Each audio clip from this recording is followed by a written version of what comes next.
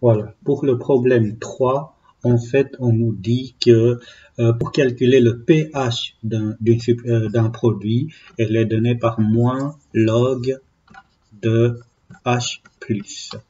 Et ceci, c'était donc la concentration. Et la question demande quelle doit être la valeur de concentration pour que le pH soit strictement plus grand que 8. pH, il doit être strictement plus grand que 8.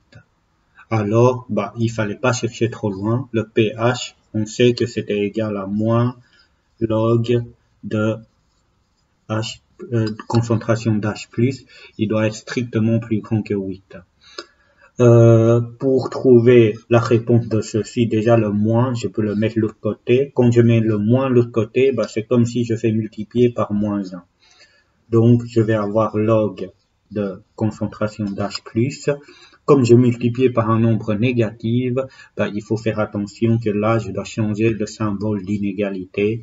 On va avoir donc 8, mais comme c'était multiplié par moins 1, moins 8. Ensuite, il faut savoir que ça, on va pas commencer à trop chipoter, mais par contre, moins 8, en fait, il faut savoir qu'on a log de 10, c'était égal à 1. Log de 10 exposant 2, c'était égal à 2. Log de 10 exposant 5, c'était égal à 5.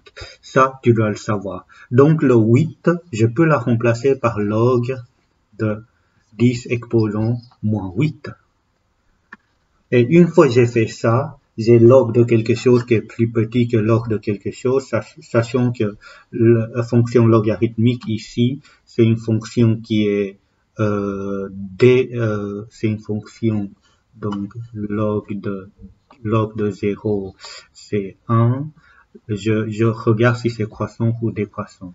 Donc log de 10, c'est ok, oui. Donc si j'ai 10, j'ai 1. Donc la fonction, elle doit être croissante. Comme c'est une fonction croissante, en fait, on peut supprimer log sans changer le signe d'inégalité.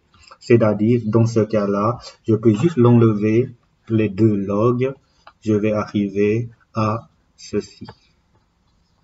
Donc, comme réponse, comme conclusion, il faut que la concentration soit doit être inférieure à 10 exposant moins 8. Et ça, c'était donc la réponse. Maintenant, pour passer de là à là, ça marche quand c'est une fonction qui est croissante. C'est-à-dire, si f de x est une fonction croissante, donc si j'ai f de a plus petit que f de b, dans ce cas-là, je peux juste retirer des f, je peux juste prendre le a et b, je sais que a, il doit être plus petit que b.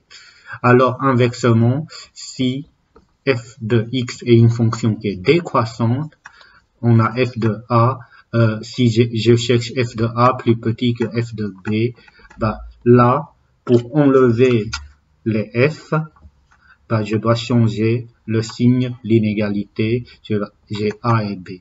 Donc c'est pour ça que tantôt, avant de passer de là à là, j'ai dû vérifier si la fonction est croissante.